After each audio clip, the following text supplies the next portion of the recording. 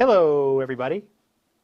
I'm Cliff Sobel, as they say in French, of the Streamcast Network. I am the host of Anatomy of an Entrepreneur. And today is no exception. We have a really awesome show today. We did some technological stuff. I spent hours working on technological stuff for our shows as well as some client shows. And guess what? It's actually working. I actually did some very basic programming, and I was able to automate some processes. Like my gloves? Look pretty good, right? Those are cool. You like them, Eric? Those are cool. Yeah, nobody can see you. Well, you know. I just try to impress the ladies with my gloves. They might run. Anyway, this show is brought to you by My Instant Office, which you cannot use right now. Nobody's allowed in the building. We have a shared office space here. If you need a desk, a chair, an office by the day of the week of the month, do not come here. We don't want you here. We need the money, but we don't want you here right now. But after this stuff is all over, please come back. We're also brought to you by the Huntington Chamber of Commerce. The Huntington Chamber of Commerce is the largest chamber of commerce on Long Island. And we are very happy that they support us. So without further ado, I want to get to my guests because they're really cool. I actually met these guests on a show we did for a client, and my brother says, I'm watching your babbling. Thank you very much, Lloyd. But what you can do is you can ask questions in the chat window if you like, and I will answer them. So please don't be rude and text me. Anyway, we have on these great guests from California. They have this amazing little craft distillery, and they're also doing some awesome things for the community. I really want to find out about them. As a matter of fact, I think I'm going to bring in their, let's see. Boop. Are you guys there? We're here. We're here. Yay, Eric and Anna Olson of Central Coast Distillery.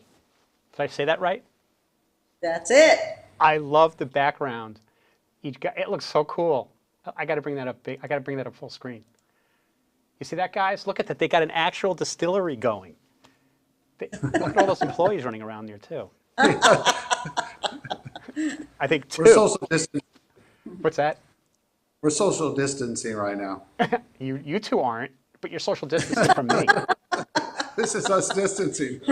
And that's right. And this is why I wore gloves today, because I knew that I'd be close to you. Anyway, it's great to have you both here. I'm really happy that you decided to partake and be on the show. Eric and Anna, how long have you been in this business? Food all my life. So, in the distilling of it legally, about 3 years. So your video is kind of acting up a little bit. I guess there's going to be a lot of people that are on near you, so you guys are kind of acting up. Tell us about your journey, Eric, like how you got here. Started out as a boy on a ranch in California, in Eureka. All my relatives were the first druggists in California, so I learned a little bit about foraging and a little bit about pot stills because they used to take those medicinal properties and use alcohol to make up their remedies. And then after that, just couldn't stand bad food, so it's cheaper to go to chef school than college. My dad said it'd be cheaper as far as the food I eat, and off I went to chef school around the world and worked at some top resorts and volunteered at different orphanages and won some international competitions with my cooking skills. And eventually I found myself on a truck with a bunch of chefs, a big food truck, one of the largest ones, mobile delivery unit for weddings. And I started telling them I can make better alcohol than our people were buying it from. And they all laughed at me. So that's what really charged me to start this journey. So you loved doing it, you had a passion for it, and then you almost like you were on a mission when people said, don't tell me I can't do this. Is that correct? That is correct. Are you like that by nature? Yeah, I like to do what they say I can't do, and I have a younger son the same way, and I really build that up in him. I notice Anna is laughing. Oh yeah. Is he like that? He's the go-getter. This guy's an overachiever in anything you put in front of him. And particularly when he's challenged, he's going to make sure that he is successful at whatever the challenge is, or give it a good try, that's for sure. Eric, were you always like that, even as a kid? I think the military gave me that do or die attitude, mission first, people second. So I took that on. I think that really instilled something in me, that discipline. Yeah. And then chef school after that was easy. Entrepreneurs are like that. They're kind of like, they don't, I know for me as an entrepreneur, I don't know how to give up. Do you feel the same way? It's kind of like you just do it. You just like, you pick yourself up, and no matter how hard it gets, you just keep going. Are you like that as well? Never, never, never give up. Describe what that's like. Describe that feeling when the chips are down and you're like, ugh, what am I going to do? The engine's just cut out. The plane is dipping down like about 10,000 feet. I got another 10,000 to go. How do you keep going to steer the plane out of a crash? Oh, you got to have blind faith. You got to say, I'm going to make this thing happen. You got to rally the troops. You got to get a good plan. You got to talk to your wife. You've got to make it happen. And sometimes it's a matter of pulling up the bootstraps. It is. You It's become really absolutely so creative. true. I'm sorry, Anna, go ahead. You become very creative in whatever circumstance that is handed you. You're bound to. It's a form of survival in some ways. I think it's just embedded that way. When you want, or you're driven to be successful, and so you really don't allow that opportunity to get the best of you. You just have to find a way. You Anna, just find a way. Anna, you're the same way as Eric? Um, Yeah, I think that I am. I think my attributes are a little bit different. I tend to be more analytical, which is probably puts more weights on me than Eric, who is very eager and easy to take more risks than I am. But I think along the way that I've learned that if you stick too much time in analyzing, you lose an opportunity. So I think that I have learned to be give it a little bit more momentum, and sometimes you just have to take that risk. So I've learned to be more of a risk taker, and I think Eric's learned to be a little bit more conservative. So I think we balance each other out pretty well. Yeah, that's pretty cool. But you're a good team because you support each other, Yes, absolutely. 100%. right? So when the chips are down, you might go to Anna, Anna might go to you. Does that happen? Give me a story about that. I can't think of an exact story, but when the chips are down, I'm going to give her my speech, and likewise, the chips are down, and she'll give me my speech right back to me. We tend to both have a little bit of a personality, find a resolution. So it's actually worked pretty well. I can't think of a time where we both looked at each other and both felt that we were down. It has worked pretty well that when Eric has needed advice or sought direction or anything in that nature, I've been there, and vice versa. So it's worked to our advantage, I think. We're very, very passionate about what we do, and whatever assignment is right in front of us. So that's when we kind of laugh because we were both born in March, so we're Aries. And so when those rams get ramming, Yeah. they get ramming. Yeah. We really iron sharpens iron, and that's what we do. Yeah. We don't give each other a break. When did the passion start for what you're doing now? I think the passion started, honestly, when those chefs laughed at me when I told them I could make better spirits. I got something inside of me that says, I'm going to prove these guys wrong. And I'm going to quit what I'm doing here and start this thing off. And when it truly started, I went to my wife and I said, look, honey, I want to take $250,000 in cash because we can't get a loan, and I want to open this distillery. And she said, okay. That's a great Most partner. wives say no. Well, and the backstory is that we were really in a situation where our children were needing more of our time because we had been spending the previous, well, almost 15 years, right, building other people's businesses. We were in the hotel and luxury resort industry, building restaurants and hotels and launching them or renovating them, which takes a lot of time and dedication. And so our boys were at an age where they really, believe it or not, wanted mom and dad to be more available to them. Our oldest was in his junior going into senior year, and our youngest was in his last year of middle school heading into high school. And so some of it was a little bit of an intervention, I would say. But with that, it was the right timing, and it gave us the opportunity to take a look and evaluate what we would do. We created a business plan. We looked at how we might be able to figure out financing ourselves along the way, because we didn't want to get into loans. And in order to get a loan, you had to be in business for a while. And Right. so we really had to plan it out and stick to that plan. And so that's where we kind of jumped off that cliff to say, okay, here's where we are now. This is the plan, and we're going to head in that direction. And we are very strong believers in a business plan, because if you don't have your goals set out, if you don't understand where you're headed or what the ultimate result is going to be, then you'll never get there. You cannot fly blindly. It just helps be able to keep you on track. Absolutely. And then when you set your, your brand and you start to identify what that is, then you're now setting a course or lanes within which you can operate.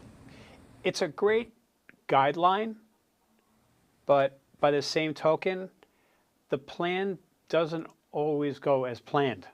Is that correct? Absolutely not. Absolutely not. It doesn't.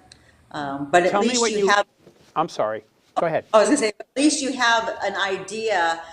You have a North Star, right? So you have a direction of where you're headed. Yeah, I guess a story for me is when we were in LA, we were running a major hotel in LA, and the riots came in and closed the whole place down. But we weren't going to close down.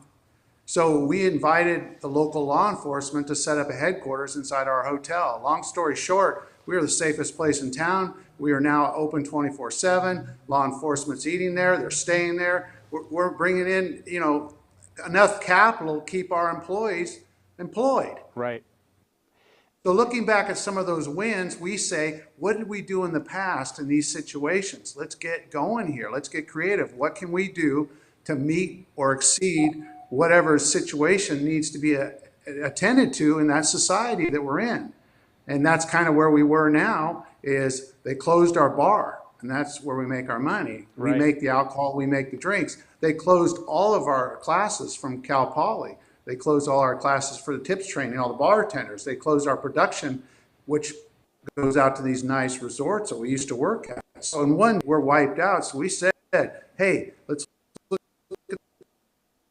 at wins and what those situations and how we're going to garner. So what you're saying is, and you kind of cut out because the internet is kind of spotty on your end, is that you have to be able to adapt. Exactly. And you have adapted. There was going to be some other questions I was going to ask, but now that we're on that path already, let's go down that path. You've had to close all this kind of stuff. I think I must be funny and don't even know it. So you went down this path, and now this COVID-19 hits us. Did you get nervous at all? Before I ask the question, did you get nervous at all? Like, oh my God, what's going to happen now? Or did you say, we're just going to figure it out? What happened? Well, I'm sure that at one point we probably did get nervous, but not in the beginning. We didn't get nervous in the beginning. We said, hey, it's up to us to do something about this. And we need to get something done right away, because we're still at a certain bill level with our security system, fire alarms, the rent, the insurance for the restaurant. None of those go away, even though they've closed us down. So we have a bill level we have to meet. Then obviously we've got to eat along the way, and we have children and car payments and everything else, just like everybody else. So we had to get something moving. That is another sign of a true entrepreneur, is that A, you don't give up, because you don't see giving up as an option, which is correct, right? You don't see giving up as an option. And then the next thing is, as an entrepreneur, we get resourceful. We go, okay, let's look at the cards we have. Let's look at how many chips we have left. What are we going to do? How can we most effectively make this work for us, right? Exactly. Okay. So what did you do? Well, step one is we're in a very small building, but it has two port windows on the side. So one window is your order window and your other window is your pickup window. So now we still have social distancing. We have a food truck without wheels, and now we can do meals to go for the community because most of the restaurants are shut down, and everybody that's probably tired of their own cooking at this point or can't find food, and we're still able to order from restaurant supplies. So we started a food program to go to our communities. That was step one. Then we found out ABC says you can make drinks to go, and we said, oh, we're going to take that one. We can make drinks. We can make drinks to go with a meal with tape on them, and boom, next thing you know, we're in the drink business again, making drinks to go. Then we started selling our spirits with a package. So much spirit, Coca-Cola bottled up from Mexico, limes to go with it, so they can take their whole package home, just add ice, and they're ready to go with their food, their spirits, and then we threw in a bottle of hand sanitizer on top of it. Sanitize their hands when they're here. Is that how you got into the hand sanitizer business? Yeah, we had a local apothecary call us, and like I said, that was my background. Pharmacist called, wanted some alcohol to make some hand sanitizer. I said, hey guys, do anything for you.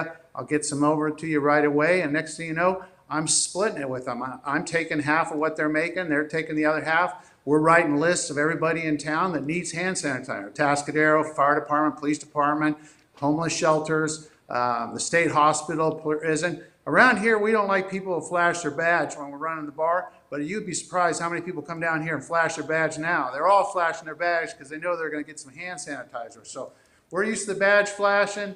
We're getting to know our community through this. We're meeting or exceeding our food production. We're almost at 100 covers a weekend, which is really great for us. We're selling our spirits in a package. We package them up. We're moving them at a better price point than if we're going through our distributor.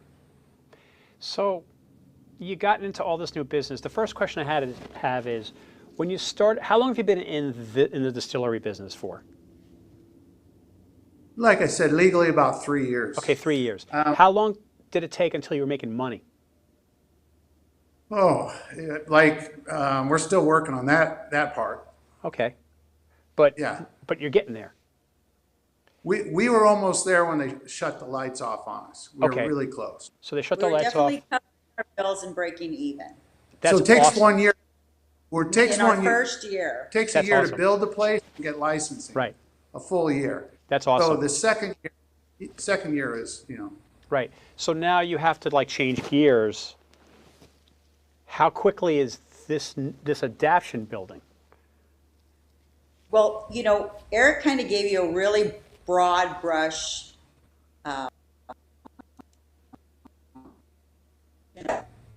took place. Here and saying I'm a business owner, give me the dirty details. The reality is that we had to figure it out. It wasn't just like turning things on and continuing to in the same momentum.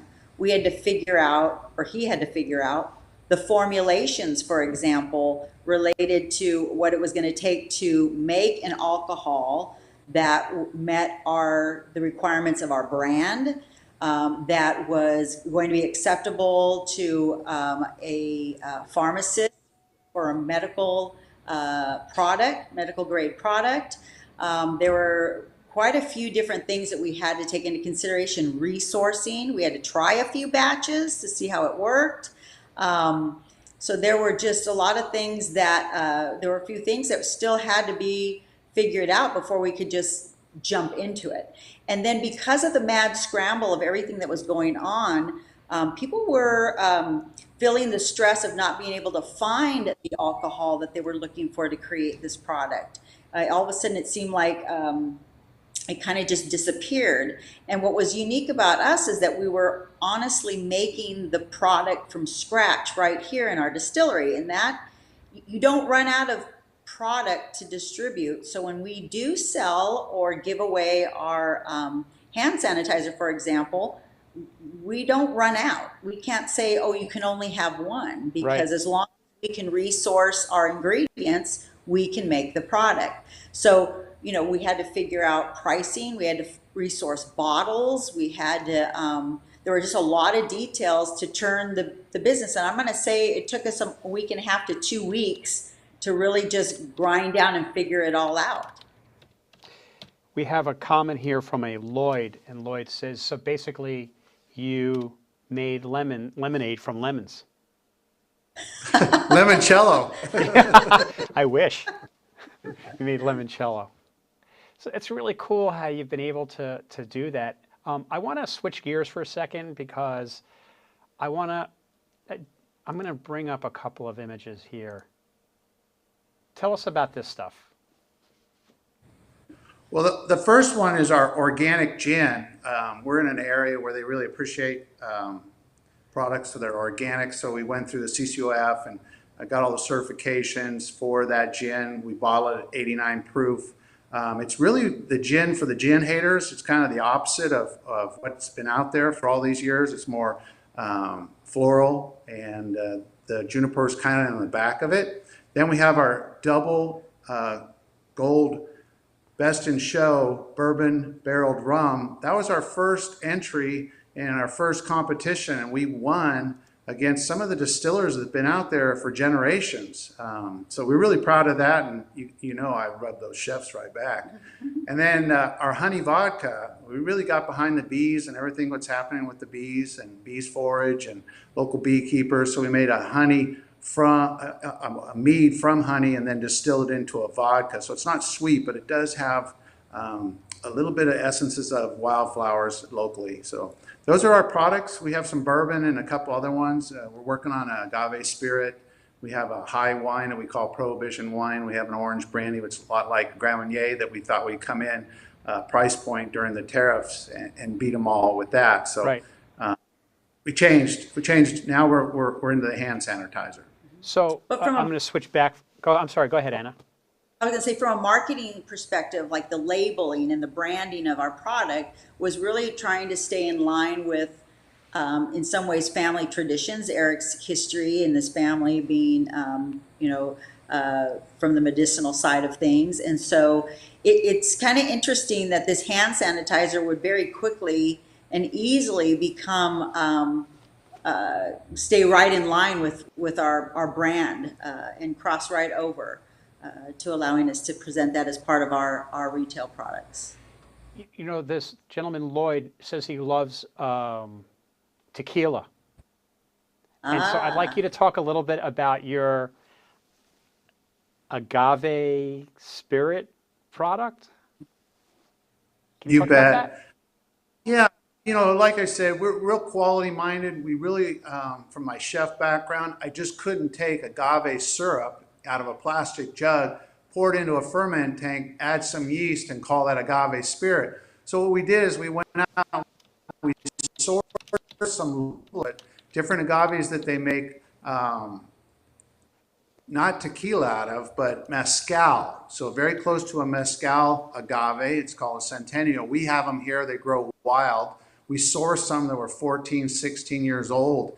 And we started to do the traditional methods with the COA and cleaning the leaves, and we soon found out that there was just something that we're not trained to do. So we switched that module into a sawzall, sawzalled them up. We used some of our local almond wood to smoke some, and then we used some of our local chefs and some of their walk-in ovens. We were able, Garner, to get some product into those ovens, digitally keep track of them, roast some of them, and smoke some of them.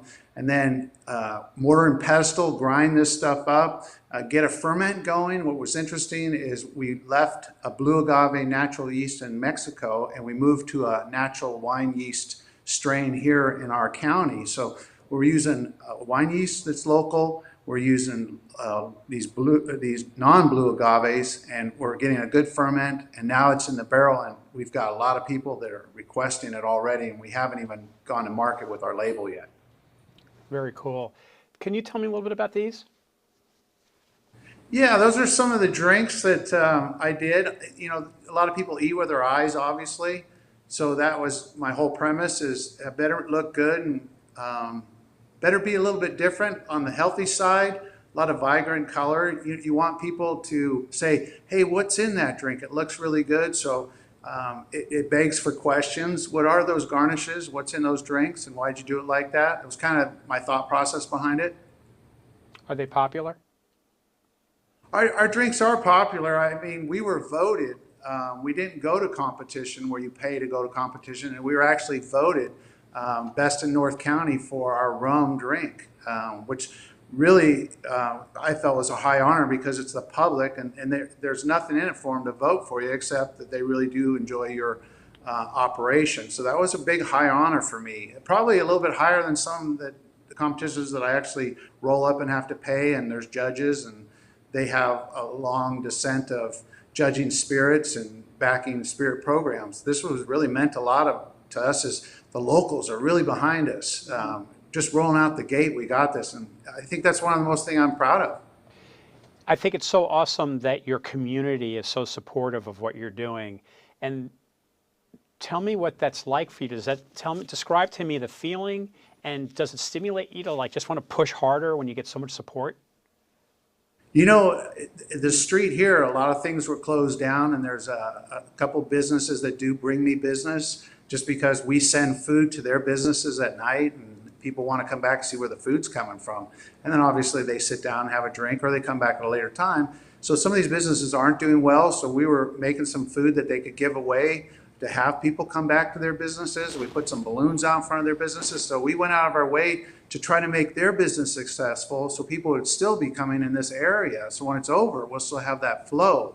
A big one was I'm in a small building, and the fire marshal didn't want me in here. And city got behind me and talked to the fire marshal, and we looked at some codes with the building inspectors, and they were tough. They wanted it like to code, and we made it to code, and fire marshal was still a little hesitant about this whole thing, even though he's a block away and he's a great guy and can't say enough about him, but he wanted to do the code, and he wants to protect the city from anything as far as a distillery. And I was able to come back to him, you know, a year and a half later, 2 years, and say, you know, this is Eric from the distillery, and I just want you to know I've given your whole squad hand sanitizer, and we're making hand sanitizer, and because you allowed me in that building, I'm able to get hand sanitizer to the first responders out there, and I just wanted you to know I didn't rub him with it, but I wanted him to feel like, okay, that distillery thing, it panned out in a way. Yeah, that really seemed to work out, and you know, to have that kind of support, it helps you push forward and also get more creative. Without the support, you know, I think we probably wouldn't stretch as much as we do, but when we feel like society, visit Slow Cow, the local tourism board, some of the different leaders in our community frequent our place, bring in people. That really shows us that we're on the right track, we're doing the right things. And it also keeps us, like what Anna's talking about, staying in those lines. When you start thinking, well, can we do this, or can we? She'll say that's why those people come here, because those boundaries are set. So our business model was always set up to be a part of a community.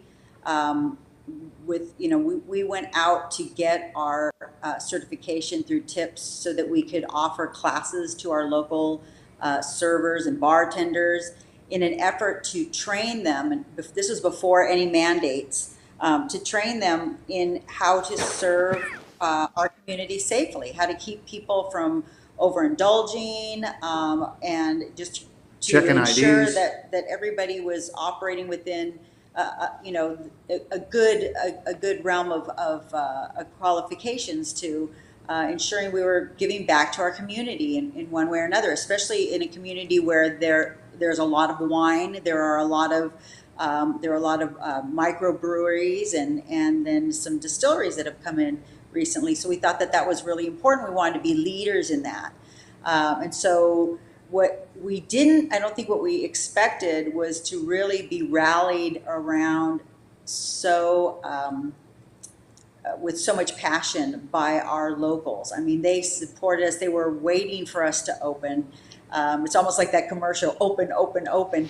And when we did, they just flooded in. We opened on a festival weekend, and it was just a bang. It was amazing how many people came in and told us that they've been waiting for us. And then from there, we kept getting this request to start a membership. Can we be a member? We want to invest in your company. We want to have some sort of investment in your company or in your distillery. And so we ended up creating a society, which we call our Forager Society. And we brought them, our members, into the process. It's a very small membership because we want to keep it very intimate, and we are a very small distillery. But we got them involved in the process. So when Eric started to consider doing a beautiful orange brandy, who better to have taste it than the people that come to you regularly and have an idea of what your product is like. And so that allowed us to test that, and it ended up we ended up getting an account from a very large restaurant in this area for that particular product. But what was nice about that is instead of going with just our Forager brand, we did label that under Forager Societies. So every time he comes up with a new product, he's been able to test market that right there with the folks that support us and have our best interest in mind to do well. So now I have a two-part question for you. Here we go. Wait, hold on. That's me.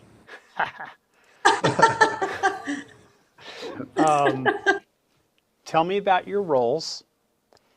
You're also husband and wife. So tell me not only about your roles, but where's the intersection and how do you make sure that you don't step on each other's toes? Well, can I just can I give you a little backstory first? Absolutely.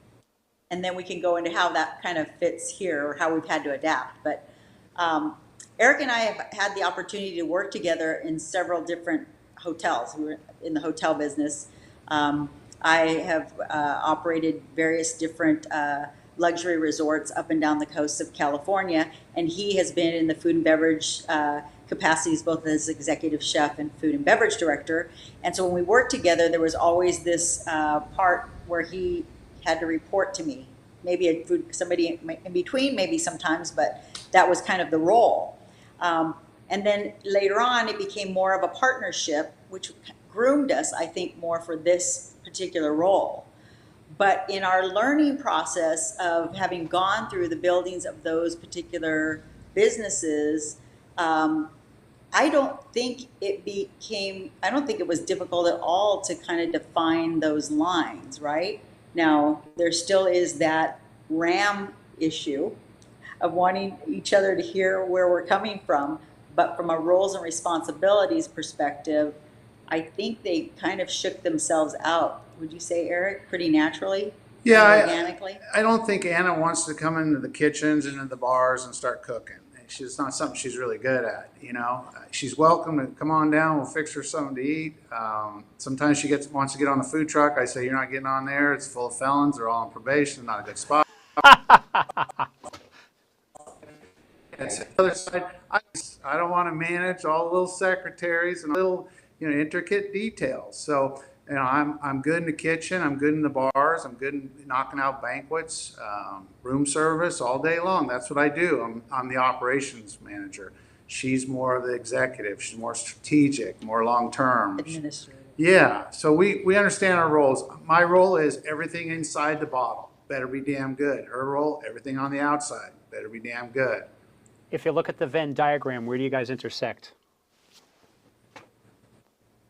I think there's some intersecting, all right, but we hold our territory pretty good. It's pretty clear at this point. Well, I think probably. Let me guess, she's the boss? I'm sorry? Let me guess, she's the boss? He'll say that. But Yeah, true. it doesn't, to me, she can be the boss. I mean, she's got to take it, And it's the other way around. If I want to be the boss, then I better be boss in the right direction. Yeah. We look at it more, who's the leader in this project. We don't need a boss. Bosses, standing there telling everybody to push. A leader is pushing the hardest. And that's the role we take. If we're going to be the leader, then you better be pushing the hardest. Yep. And honestly, everything in that bottle, pretty much I have control of. Everything on the outside, she's got control of. Interesting. That's kind of how it is. She's designed, she's a label, she's packaging. I can definitely talk to some of the people that are intoxicated a little better than she can. She can definitely talk to some of the finer end people that come in here better than I can. So we've got our roles established. We step on each other's toes. Sometimes we laugh about it. But on the main end, she's a genius in her own right, and I can outwork anybody. The two, I think, are pretty fierce. And from an intersection perspective, I think when it comes to the legality side of things, the Yes. TTB, and particularly as it pertains to formulations and applying for label approvals and those types of things, I might do the footwork, but he really has to meet the requirements. So that's where I would say that we really intersect the most. And he's also better at dealing with the felons, Yeah, right? that's a definite. Yeah. Where do you see the business going? Give me like 1, 3, and a 5 year, like, I mean, I'm sure everything's changing up now because of what's happened, but you probably still have plans and you're probably altering them a little bit, right? Yeah, I still see the same craft quality, just more recognition on that end. I still see us doing classes for Cal Poly or some other institute with, a really good name, and supporting them with our efforts. I still see us teaching safe serve to local craft cocktail bartenders and servers. We're adamant about that. We do fun classes too. We actually provide educational courses to the locals as they want to be a part of it. And sometimes it will include safe serving components of what we do. So if we do a class, we have this program called The Art of, and so we do the art of cocktailing, for example. And so locals come in and we teach them how to create cocktails. We teach them the equipment they need. We talk about the glassware. We talk about the number of people they might be entertaining and why they might want to go one route versus another for their ability to expedite those particular cocktails and such. We talk about, being careful and how to observe if somebody has already come in maybe with a little bit too much to drink already, or how to, control a situation a little bit better if somebody has too much to drink, and so on and so forth. So whether it's that class or a class on garnishing, so you saw that picture that you pointed out earlier, that was one that we use when we promote our garnishment classes, because those are things that make a drink pretty, but also within that there are very specific ingredients and garnishes that we use that speak to that particular drink. So one of the things that Eric is very good at is utilizing a lot of various things that he forages on a regular basis. So seasonality has a big play in our cocktail list, and it is very seasonal. He might bring something in like a hibiscus or something at one time, and it'll speak to how it affects the body, or why you would want to have that in your drink for that particular recipe, and so on and so forth. So we try to get people involved in other things too, besides just the he does whiskeys and intro to distilling classes, and people want to learn. They're very fascinated with distillation. And as you know, distillation is not just of alcohol. It can be distilling water. It can be distilling herbs. And so, for spa products and so on and so forth. So, yeah, I think we try to have fun with some of the things that we do. And I see that continuing to be a component of who we are, because people do enjoy learning something new. The impression I get is that from other conversations that we have had, is you're not really interested in growing this thing too big because quality is just so important to you. You just don't want to let go of that quality. Yeah, when you're a chef, you realize really quick that, you can do a private party for 20 people and you can do it really well. But then you say, well, let's do a private party for 40. And then let's do it for 200. And then let's do it for 2,000. At some point, it just breaks loose. I'm sorry. So what I've learned is, let's keep this thing small and tight. And if we, don't have a lot of quantity and it's limited, then maybe we can garner a little more price. And that is what we're after. We really want that quality thing. We want to be leaders in quality. There's a lot of booze out there that's flavored with stuff that's just chemical. And I know it's hard on the body. And I said, let's go another direction. Let's go high quality. Let's keep it tight. Let's keep our costs in line. Let's really show good service to the people that can come in here in the small amounts. Let's, let's show them a home environment. Let's be leaders in education. And I think looking forward, let's do something for the larger part of the community of getting people interested in coming back, or the people that are here to stay here and support the local businesses. Yeah, I think that's awesome. I used to go to California a lot. There was a point there where I was going to California, at least once a month. One part of the reason was because my son went to school in San Francisco. But I haven't been out there now for a couple of years, but I will be coming back. I can't wait, because I'm going to drive up the coast again, and I can't wait to stop at your distillery and use some hand sanitizer, of course. I don't hand sanitize and drive. No. Yeah, but it was really Well, great. we'd love to have you. Yeah, definitely. It was really great. I know that you're also thinking about coming to New York at some point for some of the shows or something like that. Yeah, we'd like to come back. We had some good experiences in New York already with our spirits. They've ordered some through some taste clubs. We really like the market. We really, our heart's with New York right now. So that would be on our goal list, to get out there and surround them, and obviously do a tasting of some of our spirits at some of the higher end locations. Well, it was really great having you on, and I definitely want to have you guys on again. I want to follow your progress. I'm so impressed, with what you're doing. I like your products. I love the way you two interact with each other. I think that's so cool. You're such a great team. It's just so impressive what you're doing. I'm very happy for you, and I just think it's really cool. Thank you. Yeah, thank you so much. Thank you. And let's see, I think I got to go to this thing here. So anyway, it's been a really cool show today. Next week we have on Dr. Meredith Vandergrift, who is a plastic surgeon. We had her on once before, but we're going to talk to her next week about, well, how is she adapting during this whole coronavirus thing? I mean, it's pretty crazy. So I'd like to figure out, like, well, what is she doing? Anyway, so we will see you with Meredith Vandergrift, Dr. Vandergrift, next week, Tuesday, 5:30 p.m. Eastern Daylight Time. And we hope that you guys have a great, safe week. See ya.